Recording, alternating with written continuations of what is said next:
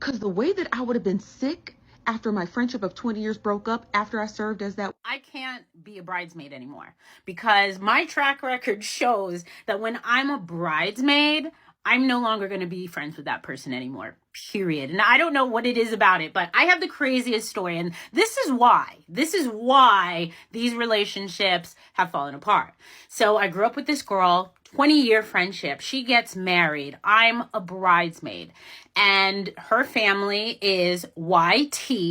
And I was a big part of it. I grew up in the suburbs, so it is what it is. But I was a big part of her family. And they were definitely to-do. They had money. It was all good, but they didn't flaunt it. It wasn't like that. I was very well accepted into the family. And so the wedding comes, and it's beautiful. Everyone's good. And her family is known for boating and yachting. And so for their tables, what they did was they did a very unique idea. And instead of having numbers, they had names of boats. And I don't know if you have an idea of where this is going, but it's going there.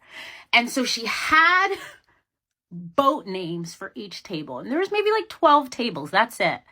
And when I got to my table, which was clearly the misfit table, like there was family, there was friends, and then there's this misfit table of like couple bridesmaids, couple of, just not thought about peeps. And when I looked at the name of the table, I was so pissed. She had named the table Amistad and then put me at it.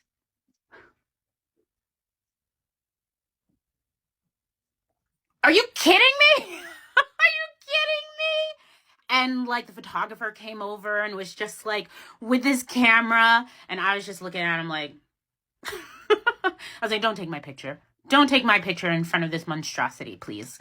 And everybody was like, oh my God, and I can't believe that. And so I played it cool for the rest of the wedding. Me, my energy, I'm not about to ruin someone else's wedding, the day that they're going to remember for the rest of their lives, for a possible misunderstanding. You know what I mean? This is 20-year friendship.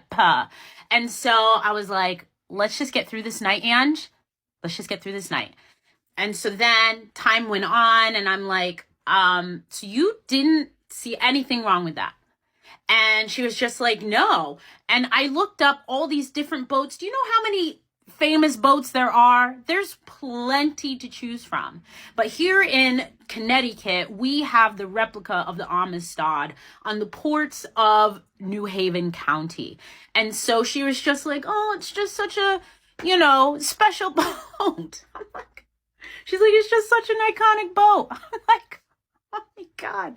I'm like, how many people did this go through before this was like decided upon? Like nobody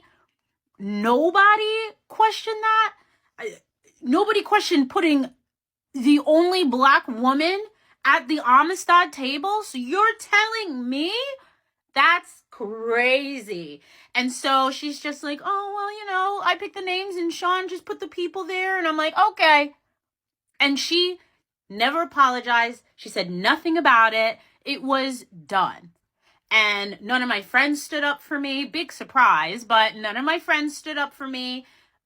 Nothing. But they all thought it was wrong. Everybody knew it was wrong. And so here I am by myself having to fight the system and being the angry Black woman, really tough. So after 20 years, sometimes you got to let go. That was the straw. That was the boundary for me.